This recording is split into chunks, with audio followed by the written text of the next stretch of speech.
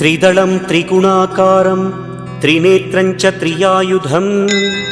त्रिजन्म पापसंहारं एकबिल्वं शिवार्पणम्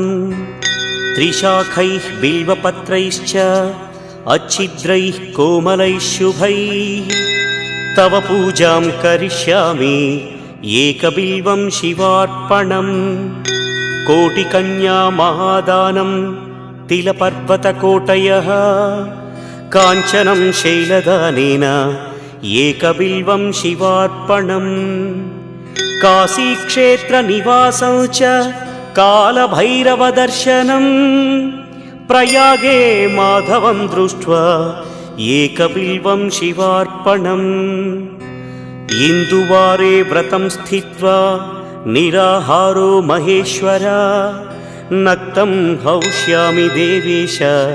एकबिल्वं